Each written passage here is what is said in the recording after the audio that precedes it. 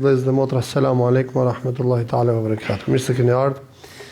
Falenderojmë Allahun e Madhërisht që na e bën rrezik çdo javë që tulemi me librin e Tij, të ndriçohemi me dritën e fjalës së Tij dhe të mbushim zemrat tona me udhëzimin e Tij dhe të ndriçojmë rrugën tonë drejt Tij. Dhe nuk ka burim tjetër në dynja nga i cili mund të merret e vërteta dhe mund ndriçohet rruga përveç se libri i Allahut të Madhërisht. Edhe suneti pejgamberit, kuptohet, alayhi sallam, i cili shpjegon praktikisht librin e Allahut të Madhërisht.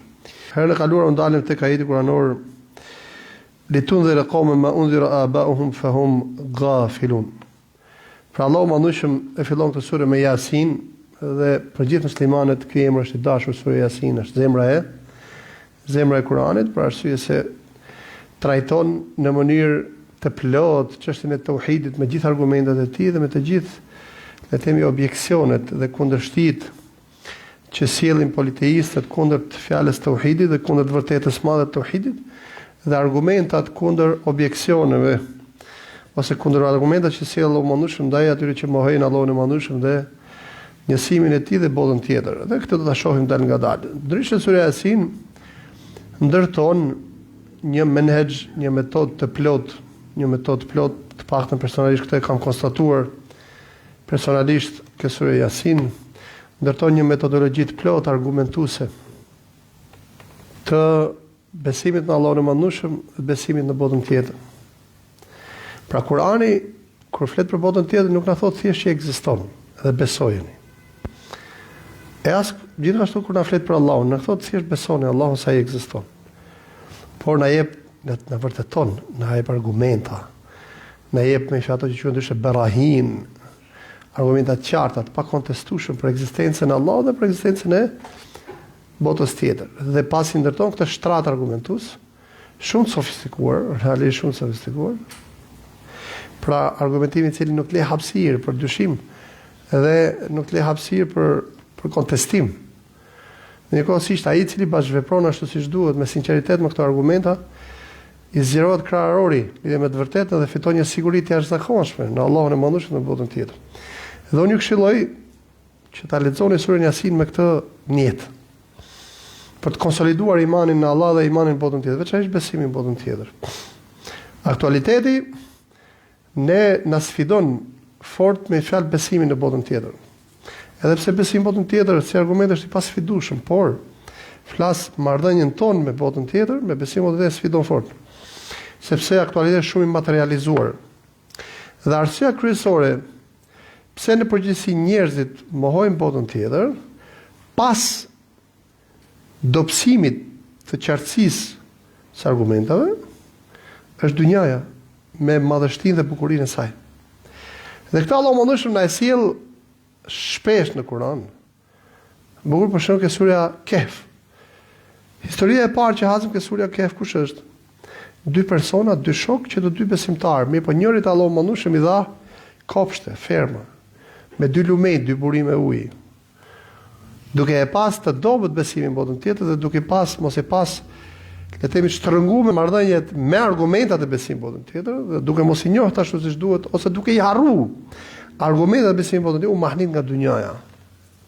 Dhe tha nuk besoj se ka për të ardhur me fjalë ahireti, xheneti, nuk besoj se ka botë tjetër, por helbete edhe me pas ashtu siç kam këtu dy xhenete, dy ferma kaq të bukura, ashtu do i kemi edhe atje.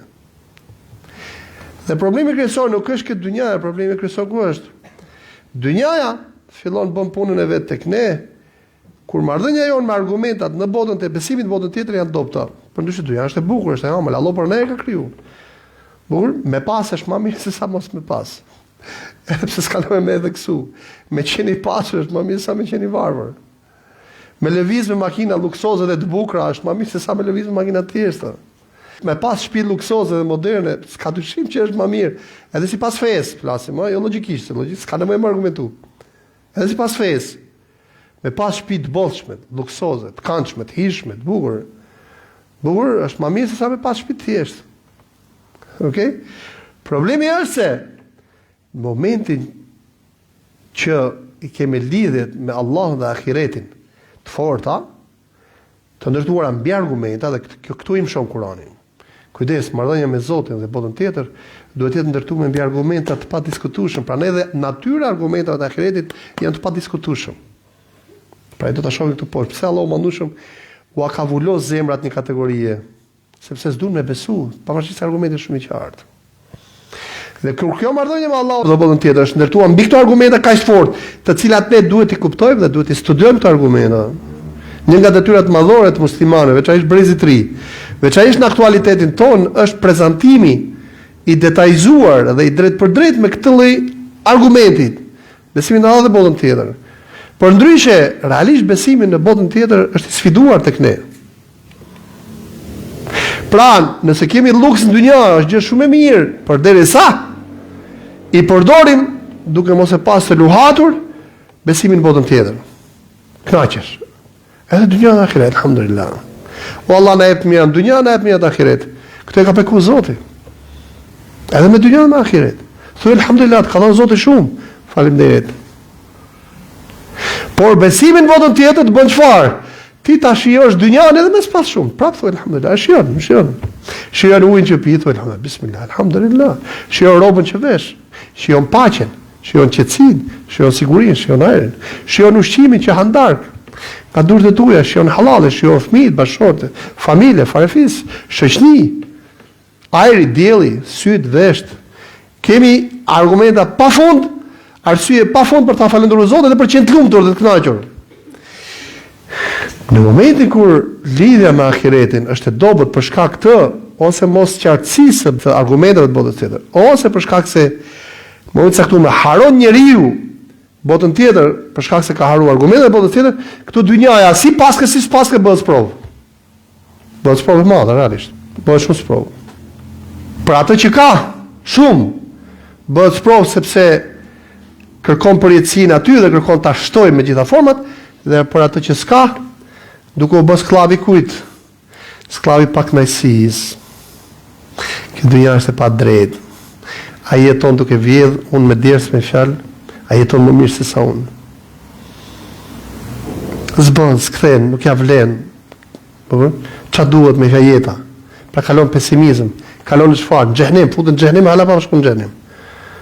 Kurse po të besoj botën tjetër, e kupton se si ai që ka shumë, si ai që ka pak, në fund do të problem ditën e Kiametit, në bazë të asaj se si e kemi shfrytzuar jetën në dynjë me gjithë elementet e saj, edhe me të pasmën edhe të papasmën.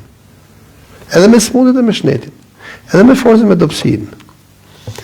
Prandaj dhe Allahu mëndueshëm, le të themi, ka sofistikuar këtë metodologji që nuk është vetëm sura Yasin, por që sura Yasin përshfaqet me fjalë formën më të plotë, më të përsosur.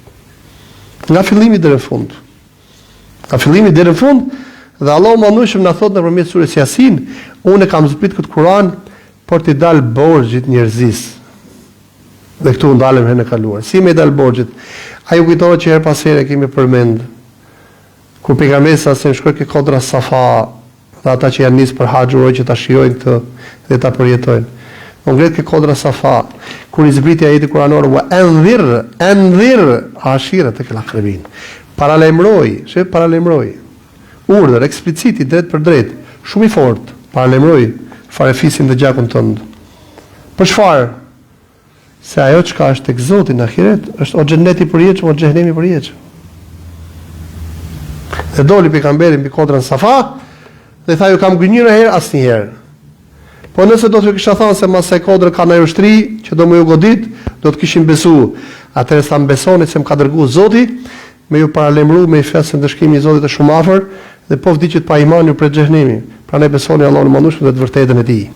Dhe kur na thot Allahu e mëndueshëm, kur na e përmend me fjalë termin indhar si ism fa'il ose ism fi'l, si në rastin kur e përdor për profetët mundhirin, siç do ta shohim, paralajmërues, ose liundhir pra me folje, por t'ju paralajmëruar, ndalu.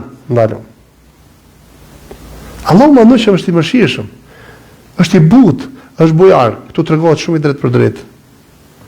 Shumë i fortë ligjërimi i Zotit këtu, shumë i ashpër, shumë i drejt për drejt. Pse? Sepse ajo që ka na pret tek Zoti nuk është gjë shak.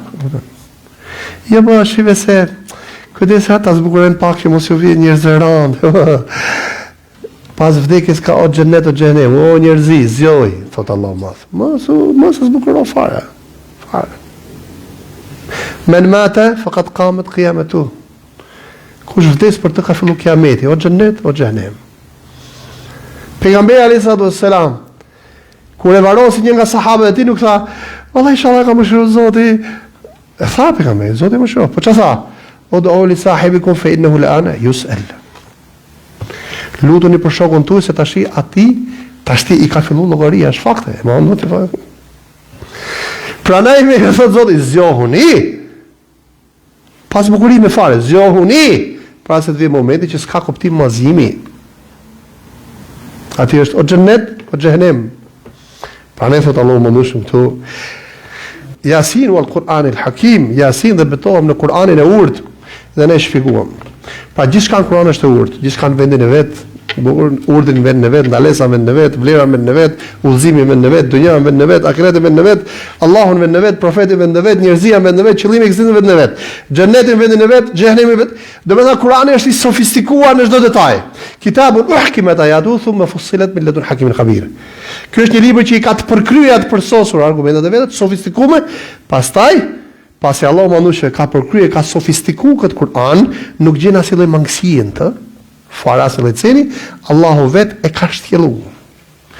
Bukur, Yasin wal Quran al Hakim, dhe betohem në Kur'anin e urtë, inneke la min al mursalin, ti me të vërtet je prej të dërguarve për Allahut manushëm, ala siratin mustaqim, në rrugë të drejtë, pra rruga e udhëzimit është drejt, tanzil al aziz ar rahim, zbritje prej të fuqishmit dhe të mëshirshmit, për çfarë gjitha kjo?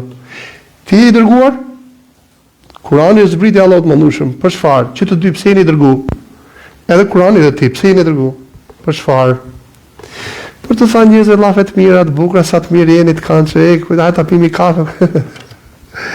Li tunzira qawman ma unzira abahum fa ghafilun. Për ti paralemru njerëzit me atë që janë paralemru edhe baballarët e tyre, të cilët ishin nga flet. Për të ka Kurani. Me na paralemru për çfarë? Beso Zotin.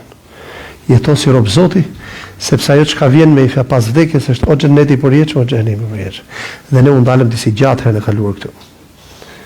Kurani është indhar, është paralemrim.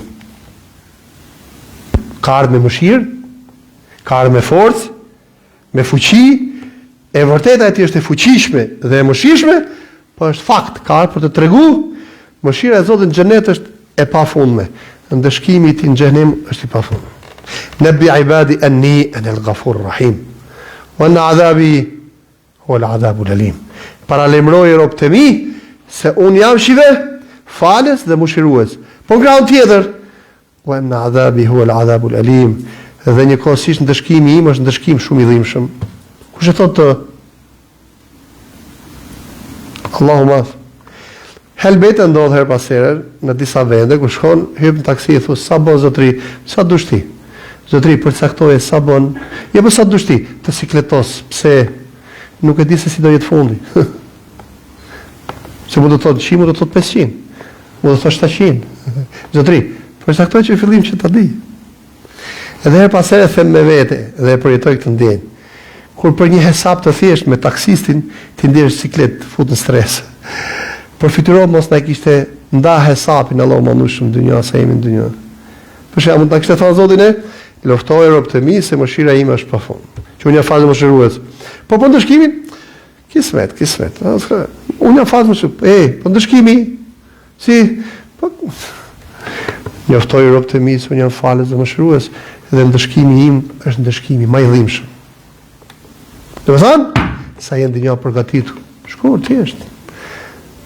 Jo një ditë, një sahat në dynjë është shantse e madhe, një minutë në dynjë është mundësi e madhe, madje sa duhet me thënë la ilaha illallah Muhammadur Rasulullah, një sekond në dynjë është mundësi e madhe. Aq më është. Edhe e thamë herën e kaluar. Pra ne na del për detyrë ne si musliman, të parë duhet të jemi të vetëdijshëm për këtë gjë. Çështja e davetit, vëllezër dhe motra, edhe ju që na ndiqni. Çështja e davetit në rrugt të Zotit ose ftesa në rrugt të Zotit nuk është çështje për zgjedhje. Vërtet do të ketë për atyre që jeta e tyre kjo është, me fat do merren vazhdimisht me këtë punë. Po muslimanët gjithë u del për detyrë me bë davet, me ftu. Kolegu në punë, thë një la ilaha illallah, thënë Zoti. Hypen makinë ose në autobus, kujtoja tjetrit Zotin. paktën duke e përmend ti. Duke e kujtu. Ka mos si ti marrësh i palë të spit vogla në dorë dhe nxjerrën në autobus. Subhanallahu, alhamdulillah, Allahu. Ej Zot, shqyr. Kujtoj Zotin. E mori mesazhin e tjetër që ka një Zot. Në pati thonë, ish kryeministri i Shqipërisë Sali Ferhati, Zoti më shëroft, kur në 93-shin, 18 vjeç kemi qenë, mbaruam një kamping në rrethin e Dibrës në Peshkopi, fjalimin e tij akoma më e mend. Zoti më tha, shkoni dhe bëni ezanin Muhammedije, që njerëzit ta dëgjojnë fjalën la ilaha illallah dhe të paktën të kujtojnë se ka një Allah që e ka krijuar këtë dynjë dhe ka një Zot me cilin do të takohemi dhe të japin llogaritë në kiamet. Ezani, ta vetë. Edhe që në atë fjalim mu më shbë ezani i dashur. Njerëzit kanë nevojë me e dëgju ezanin. Kanë nevojë me e dëgju fjalën la ilaha illallah. Kanë nevojë me dëgju fjalën Allah. Kanë nevojë me dëgju fjalën pejgamber. Kanë nevojë me kujtu se ka ahiret. Shumë pak prej njerëzve, ose më të themi shumë me i fjalë njerëz, ka që nuk i kanë dëgju këtë gjëna. Hala, sot. Ka një që si kanë dëgju këtë gjëna. Nuk i kanë dëgju hala. Akoma ka njerëz sot faqetë që nuk e din kuptimin e fjalës la ilaha illallah. Se din hala kuptimin. Shumë njerëz vujnë në skëterën e kujt, të stresit, madje edhe të depresionit, sepse nuk e njohin Zotin. Në momentin që njohin Allahun e Madhëshëm, e njohin Allahun. Afrohen me të nëpërmjet namazit, ibadetit, përjetojnë një botë tjetër, përjetojnë një pa futen në xhenet, hala pa shkon në xhenet. Pra njerëzit në dynja vujnë kot vujnë. Në momentin që njohin Zotin dhe kthehen tek Allahu i Madhëshëm me zemrën e tyre dhe ibadetin e tyre, her pas herë thonë, po se pas kemi ditë që pas ka qenë kështu. Pse s'na keni thënë më përpara? Pra na del për detyrë ne si musliman. Kudo që futemi dhe jemi jo pak në shoqëri, jemi me mira. Dhe Bajrami e vërtetoi diçka të tillë, pra namazi i Bajramit. Jemi me qindra mira, vetëm në Tiranë falem 100.000 veta. Përfitojmë se sa jemi me fjalë. Sikur çdo njeri një herë ditë me të përmendin njerëz fjalën la ilaha illallah. U realizua, aq e ka. Aq e ka. Pra ne mos tregohemi egoist me këtë çështje. Dhe unë ja kam frikën këtij lloji egoizmi.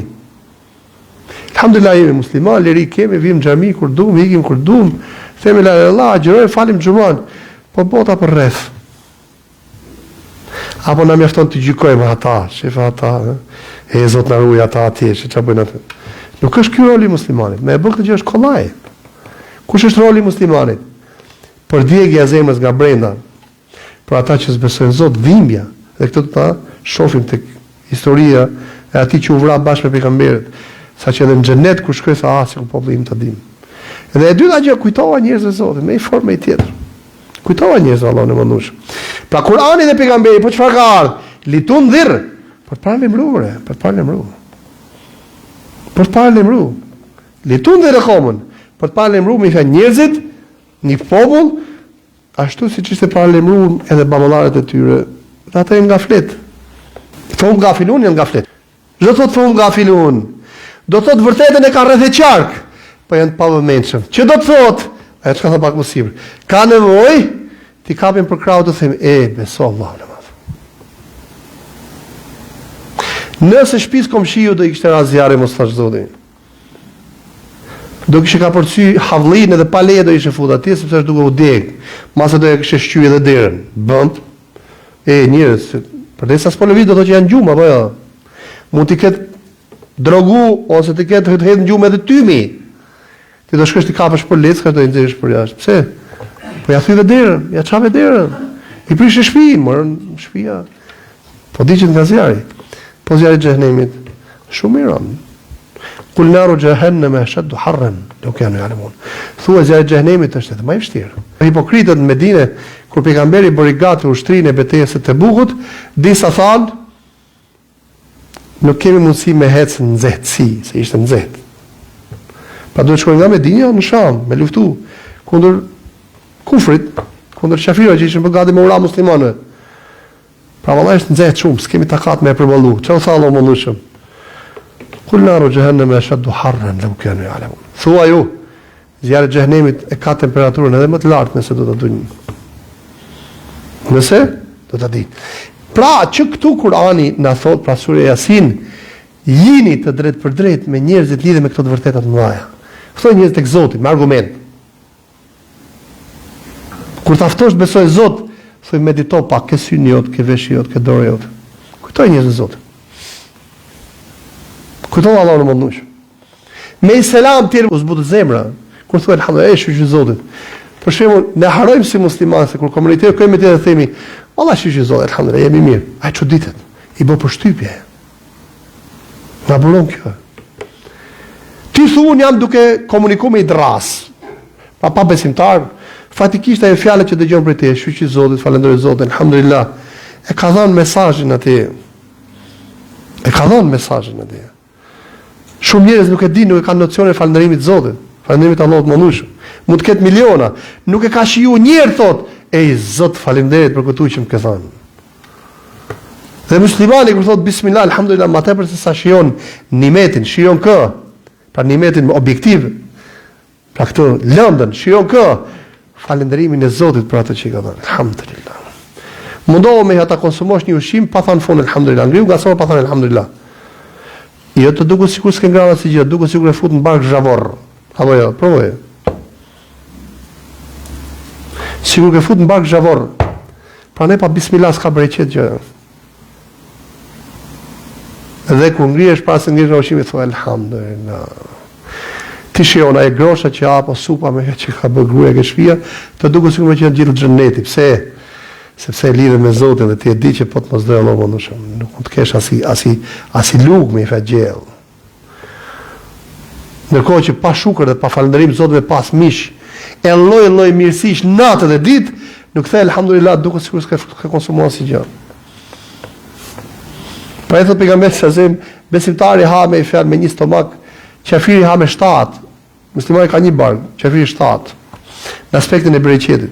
Shkoi dikush ke pejgamberi sa selam, nuk ishte musliman, e priti pejgamberi, e gostiti. I dha 7 tasa qumësht, i pari, i dyti, i treti. Pejgamberi pa e prishtëruan. Mi pushimi njerëzve ishte në atë kohë kush qumështi dhe hurma. Të nesër me mëngjes do i jepte vaktin. Ai para se të konsumojë mëngjesin u bë musliman. Ja dha pejgamberi çat tasin e qumështit dhe sa the bismillah. Tha bismillah. Gjysmën me zor të konsumoj. Gjysmën e një tasi. Tha pejgamberi sa se muslimani besimtari han me një stomak. Kurse pa besimtari me 7, domethënë si ka gratë, nuk ka bereqet.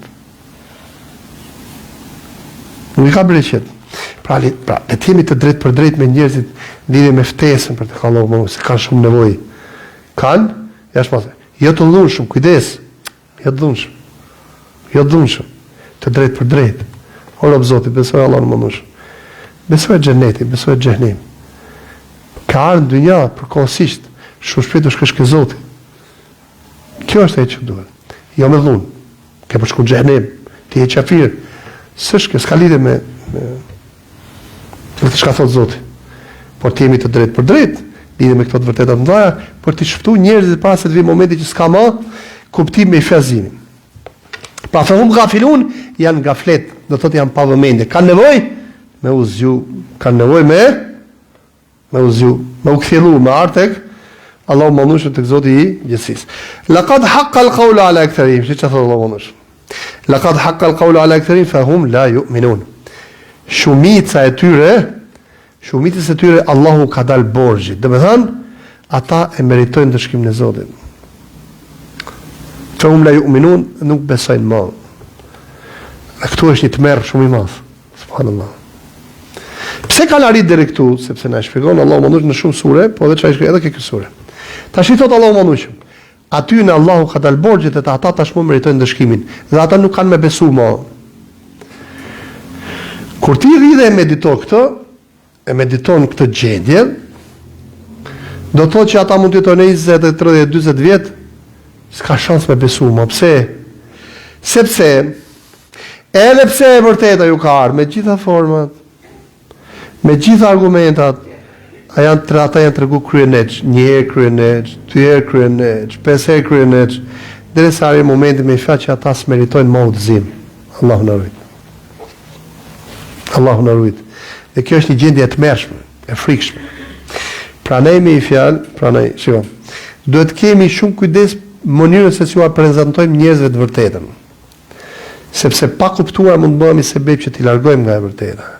Prandaj Allah më thoshë, se çfarë hyrje bën. Yasin wal Quran al Hakim, betohem në Kur'anin e urt, innaka lam ti për të dërguar ala siratik në rrugën e drejtë të emrat, dhe është një Kur'an me faj urt dhe i mëshirshëm, në fund ata se meritojnë udhëzimin. Pse? Sepse edhe pse Allahu mëndush, ka dërguar të vërtet me gjitha formë, me formën më të mirë, më të hijshme, më të bukur, nëpërmjet disa njerëzve që janë le të themi të mishëruar me mëshirën e Zotit, janë perfekt në metodën se si e prezantojnë të vërtetë, ata prapë se nuk e kanë besuar. Ata me i fjalë tashmë, kur me i fjalë nuk meritojnë me i fjalë të udhëzohen dhe ata kanë për të vdekur pa besimtar. Dhe kjo është realisht e dhimbshme. Realisht e dhimbshme.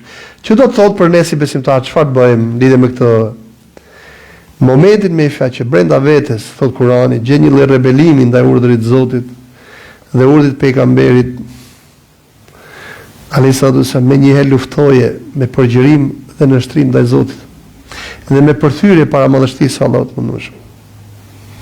Edhe nëse gjen një herë një lloj përtatësie me fal namazin kohës, me bën ai ibadet, prija rrugën me një herë justifikimit duke thënë vallahi un kam madhuruar sa dush, po vallahi kam punë të sfidshme. Jo, shoqëroj me çfarë istighfar, ai Zot më fal. E pranoj o Zot me faqe. Jam naksan. O Zot më fal gjunafet e mia. E pranoj që jam mangët. Sepse ky që ndryshimi mes shejtanit mallku dhe kujt dhe Ademit. Shejtani justifikoi arrogancën e mendimasinë e vet kur Ademi çfarë tha o Zot më fal. E pranoj me fasarash gabim. Kthetu mos justifiko rebelimin ndaj Zotit dhe mëkatit. Në momentin që njeriu bie në mëkat ose në gjunaf, menjëherë me fjalë kthehet ke Zoti me përthyrje dhe me çfarë? Me përgjërim dhe me pranim, se o Zot më fal. Dhe ajo që më shumti, mazallah, rrezikon ta çojë njeriu drejt këtij statusi që nuk meriton më udhëzu më është kush mendimësia dhe vetpëlqimi. Dhe rruga më e rrezikshme për të përfunduar ke vetpëlqimi kush është? Ibadeti. Jo gjunafi, ibadeti. Edhe këtë na e vërteton Allahu nëpërmjet kujt? Shejtanit mallku. Si shkojmë shejtani mallku drejt mohimit të Zotit? Nëpërmjet ibadetit. Tash standardi i brendshëm i holl kush është? Nëse ibadeti brenda të ka kultivuar gatishmëri për përgjërim ndaj Zotit dhe modesti ndaj madhështisë së Zotit, dhe modesti ndaj krijesave të Zotit, ja ke pa hajrin ibadetit. Ibadeti ja ke pa hajrin, subhanallah. Ai ibadet që të shton modesti ndaj Zotit, dhe të shton me fjalë nevojë ndaj Zotit, dhe ndjenjë fukarallëku ndaj Zotit, dhe ndjenjë mangësisë karshi Zotit dhe madhështisë të tij, di se ja ke pa hajrin dynja në ahiret. E kundërta është shumë e rrezikshme. Nëse një punë hajrit ose një ibadet të shton me një lloj kështu vetpëlqimi, që unë kam bërë, Zot më fal, e ke pa sherrin e ibadetit në dynjë dhe në ahiret. Në ahiret më tepër se në dynjë. Dhe ky është standardi, po është i brendshëm. Nuk ta konstaton dot kush. Pra ne duhet me pas kujdes ibadetin këtë lloj forme. Ne s'kemi rrugë tjetër përveç ibadetit të Zotit, por gjatë kohës që i bëjmë ibadet të Zotit, duhet synojmë të kultivojmë nëpërmjet ibadetit në shtrimin ndaj Zotit dhe përgjërimin ndaj Tij dhe nevojën e thellë të fukarallëkut dhe të varfërisë tonë brenda nesh për kë. Pra nevojën e thellë për Zotin, për Allahun e mëndueshëm. Nëse e kemi këtë, themi alhamdulillah, alhamdulillah, o Zot falënderit. Nëse është e kundërta, Allahu na ruaj. Prandaj nëse na ibadet na fillon na ledatoj zemrën, do thonë unë po çfarë bëjmë një herë? Me një herë strehohu ku? Tek streha i istighfarit me përgjërim, se ai Zot më fal. E thësh astaghfirullah. O Zot më fal, që ta kuptoj edhe zemra mirë. Thoj astaghfirullah, po, thoj o Zot më fal, se jam nakson. Jam shumë i mangët kështu ti. Kush na inspiroi këtë ajet kuranor? Fahum ghafilun, janë gaflet. Bon. Laqad haqqa al-qawlu ala fahum la yu'minun. Pra tashmë ata meritojnë dëshkimin. Bon. Pse? Sepse me fjalë përfundimisht që i dal borxhit dhe ata s'kan mundësi më me besu. S'kan mundësi me besu. Ka një formë tjetër e këtij lloji statusi, Allah na ruaj. A ka mundësi besimtari, muslimani, duke që musliman përfundoj këtu, po, si? Duke ra në një jetë të dyfisht, besimtar, fal namaz, agjeroj, disa gjëra tjera. Nëse ka arrit puna deri këtu, dhe për fat keq me një lloj pranimi, po s'ka probleme. Ne agjerojmë, falemi, po s'ka problem se 1, 2, 3, 4. Allahu na ruaj, kjo është një gjendje shumë e frikshme, shumë e rrezikshme. Sepse pa kuptuar, kalojmë në kamuflim të gjendjes jo të mirë nëpërmjet ibadetit. Kjo është shumë rrezikshme. Është e tmerrshme. Sepse kjo është një vetmashtrim shumë i madh nëpërmjet fesë. Pra ne duhet punu shumë me veten, me që gjendja jonë me Zotin kur jemi vetë jetë e njëjta me kur jemi me të tjerët. Dhe gjendja jonë me Zotin brenda duhet të jetë në simetri me atë që jemi jashtë.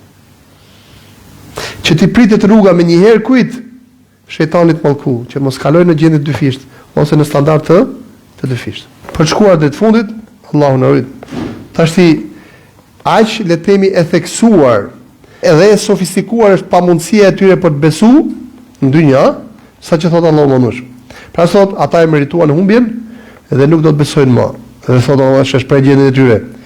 Inna ja'alna fi a'naqihim aglalan fa hiya ila al-adhqani fa hum muqmahun.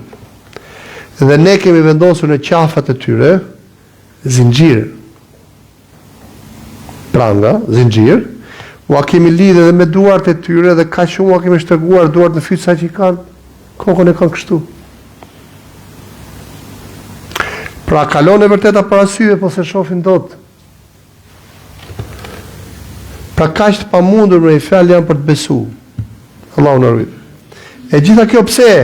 Rebelizëm një herë ndaj Zotit, rebelizëm 2 herë ndaj Zotit, rebelizëm 3 herë ndaj Zotit. Edhe këtë e sjell Allahu më shumë këtë gjendje, për ta thënë ne, kujdesni. Dhe e dyta për të thënë edhe pejgamberit alayhi salam, mos e shkatërro veten tënde kur i shef ata që nuk besojnë. Pra mos akuzo veten tënde për çfarë? Për naksallok në përcjelljen e mesazhit. Ti po e përcjell shumë mirë, thotë Allahu më shumë. Problemin e kanë ata, se kaq të vendosur janë në mohimin e tyre, si puna atij që e ka kokën kështu, me slaviz dot, nuk ka tendencë fare më me besu. Wa ja'alna min bayni aydihim saddan wa min khalfihim saddan fa aghshaynahum fa hum la yubsirun. Dhe mes shkojnë. Çfarë përshkrimi prap? Para syve të tyre kemi vendos dig, pengesë. Dhe mas tyre pengesë. Pra s'mund ta shohin të vërtetën e tyre as para, po edhe nëse kthehen mbrapsht. Fa aghshaynahum dhe para syve të tyre u kemi vendos perde, fa hum la yubsirun dhe nuk e shikojnë dot më. Po të ndalemi këtu dhe ta përshkruajmë gjendjen psikologjike të këtyre, na mban shumë gjatë. Vetëm se duhet dim që kësaj gjendje t'i ruhemi fort. Dhe ajo që mund ta bëjë njeriu të përfundojë drejt këtu është gafleti, pallëmendja, edhe duke qenë në fe. Pra gjithë kjo gjendje dhe përshkrimi detajzuar Kurani na thot ne, mbanja besimin të freskët, të kthjellët, besimin ndërtuar mbi vetdijen lidhur me Zotin, me natyrën e dunjas, me sprovat e shejtanit, me komplotin e tij dhe me botën tjetër. Dhe kështu mund të keni mundësi të jetoni gjithmonë dhe kurdoherë me Allahun e Madhnueshëm dhe kështu do keni mundësi me impost rebelimin tuaj që her pas here buron nga brenda ka shi urdhit të Zotit dhe ndalimit të tij dhe kështu keni mundësi me qenë rob të Zotit edhe brenda jush edhe jashtë jush. Pasi përfitiro me fjalë. Thot Allahu më shumë vije vërtet nga përpara, nga mbrapa, nga gjitha anët, si janë gjendje me e pa. Si janë prangosur me fjalë për shkak se janë treguar shumë mendim dhej me fjalë ndaj të vërtetë. A ne jep Allahu më shumë të drejtën nëpërmjet i përshkrimit që ti vendrejtojmë gishtin kujt? Jo. E para na thot Allahu më shumë ne kujdes nga kjo gjendje, edhe nëse je musliman, kujdes nga kjo gjendje, se ka shumë mundësi të bish edhe duke qenë musliman. Dhe vetmja mënyrë për të mos mëra është duke gëzuar vazhdimisht atë besimin e kthjellët me vetdije që karakterizohet nga modestia dhe nevoja e vazhdueshme për Zotin. Dhe e dyta gjëja kryesore me të cilën duhet të angazhoni kush është? Jo besuan as besuan të tjerët. A e përcolla ashtu siç duhet ose jo mesazhin e Zotit? E bëre punën tënde drejt?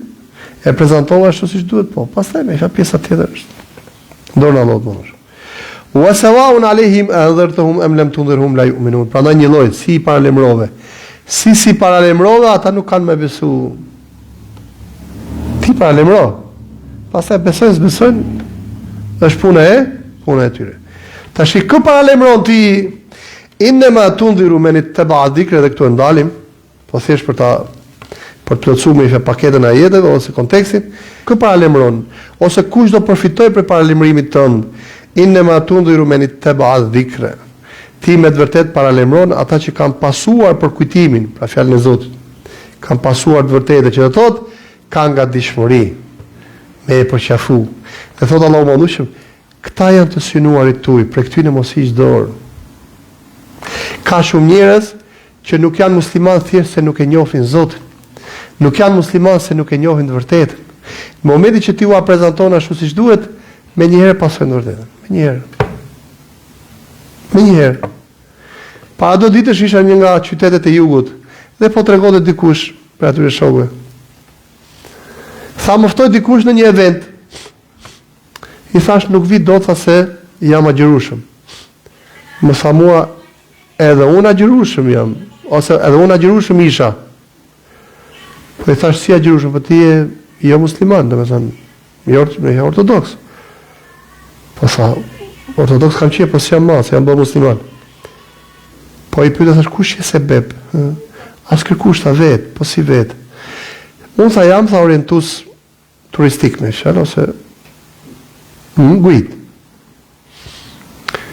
Kur futesh në xhami tha ndjeja atë që nuk e ndjeja në objekte të tjera. Edhe gjithmonë bëte përshtypje. Se gjeja i qetësi shpirtërore që nuk e gjeja diku tjetër. Dhe duke qenë edhe historisë, fillova të lexoj. U bëra musliman. Thash la ilaha illallah Muhammadur Rasulullah, kam filluar. Kjo është pjesa më e madhe e njerëzve që nuk besojnë. Kujdes. Pse i përshkruan Allahu Madhushëm me kaq detaje të sofistikuara këtë kategorinë e parë se janë pakica. Bukur na jep Allahu Madhushëm shenjat, por tha ju ftoni, paralemroni, por s'duhet ju demoralizoj ju kjo lloj kategorie. Pjesa më e madhe e njerëzve që nuk besojnë që duhet i ftosh, janë për atyre që nuk e njohin të vërtetën. Ama në momentin që prezantohen me të vërtetën, menjëherë përqafojnë. Dhe këto duhet të jenë shqetësime. Menit të ba dhikre, pra ti paralemron dhe paralemrimi jot i bën dobi kujt? Ata që pasojnë dhikrin, për kujtimin. Kurani është fat paralemrim dhe për kujtim. Të përkujton kjo, ata që i kanë në natyrshmëri, ti ka thënë Zoti. Besimi në Allah është natyrshmëri, besimi në botën është natyrshmëri, besimi në qëllimin e ekzistencës është natyrshmëri. Besimi të vërtetë është natyrshmëri. Wa khashya ar-Rahman bil ghaib, dhe ata që kanë frikë Zotin kur janë vetë. Ka njerëz me fjalë që edhe pse nuk janë musliman të përkushtuar, kanë gjendje me Allahun e Madhushëm. Per pasaj çajnë me lot kur përmendin Zotin. Po nuk ka që nuk e njohin ashtu siç duhet, nuk e njohin fen, nuk din të adhurojnë Allahun e Madhushëm. Ka njerëz që na bie her pas here kur shkojmë edhe në për xhenazë dhe mbajmë ndaj fjalë. Kur hedh syt me fat tek njerëz që janë prezent, edhe pse nuk janë falë me xhenazë. Ti gjen vëmendje dhe konstaton vëmendje shumë të sinqert mbase edhe më të madhe si vëmendje se sa ata që u falën xhenazën. Dhe her pas here edhe shprehin. Në knaqi, në mahniti, nuk jemi kërkund, jemi jerm, Allahu na falt, Zoti na falt, Zoti na rujt, tira më radhë. A s'ka lidhje fare me përkushtimin. Por e ka ndjenjën e frikës ndaj Zotit. Në moment që i prezantohet e vërteta, menjëherë përqafon, këta duhen synuar. Edhe të tillët janë shumë. Febeshirhu, këta çfarë? Febeshirhu bi maghfiratin wa ajrin karim, paralemro ato se përgëzoje me faljen e Zotit dhe me shpërblim të madh. Me këta shive elementi metodologjik, me këta si duhet me fol, përgëzoje. Ka me të falë Zotit. Valla du me shkon të xhami, po jam e gjithë në gjunafe. Ktheu ke Zoti, se të falë Zoti. Zoti është falës, më shruash. Falja e ti, mëshira e ti nuk ka fund, nuk ka limit. Nuk e dia ka me falë Zoti, po s'ka me të falë Zoti. Allahu Madhushëm na ka thënë te pejgamberi sallallahu alajhi wasallam se Islami i fshin gjitha gjunat që ka bërë më parë. Toba i fshin gjithë gjunat që ka bërë më parë. Islami i fshin gjithë gjunat që ka bërë më parë. A thu A thu kam edhe unë vend tek Zoti, pati që vend. Mëshira e Zotit pafund. Rahmeti wasi'at kulli shay. Mëshira ime thot Allahu mandushim ka përfshirë gjithçka. Kjo është metoda e cila duhet përdorur me këta njerëz. Pra metoda e kujt? E përgëzimit. Përgëzo për mëshirën dhe faljen e Zotit. Pra thot pejgamberi kur dërgoi Muadhin dhe Budherrin, bashira wala tunfira. Përgëzoni dhe mos friksoni, mos largoni. Përgëzoni njerëzit për fenë e Zotit, përgëzoni njerëzit për mëshirën e Zotit dhe faljen e tij. Pastaj me fal, vazhdon konteksti tjetër i surës Yasin. I lutem Allahut mëndoj që ta përdori për mirë. E para një lutem Allahut që ta bëj stabil në këtë kuptim të imanit. Na bëjmë i fat që sa herë adhurojmë Zotin ose adhurimi joni i përditshëm ndaj Allahut mëndoj të na shtojë akoma dhe më tepër ndjenjën nevojës për Zotin dhe ndjenjën modestisë ka shi Allahut mëndoj madhështisë tij dhe robët e Zotit. Modesti të cilën me i fjalë e cila duhet shprehë në jetën e përditshme dhe lutem Allahut mëndoj të na përdori për mirë. Mos harrojmë vëllezër dhe motra. Paralajmërimi i njerëzve detyra jon. Ditën e Kiametit njerëzit kanë për të ardhur na ka për jakësh. Dhe ka për të na thënë pse s'na thatë se pas ka ahiret. Edhe gjithë ata që nuk e njohin ahiretin janë potencial me na ka për jakë gjithë ne ditën e Kiametit. Pra Allahu mëndosh na mundsoft që të bëhemi udhëzues për njerëzit tek feja e tij dhe tek shpërblimi dhe kënaqësia e tij dhe Allahu na bëf me falargus njerëzve nga ndëshkimi i Zotit. Allahumma amin wa sallallahu ala Muhammad wa ala alihi wa sahbihi.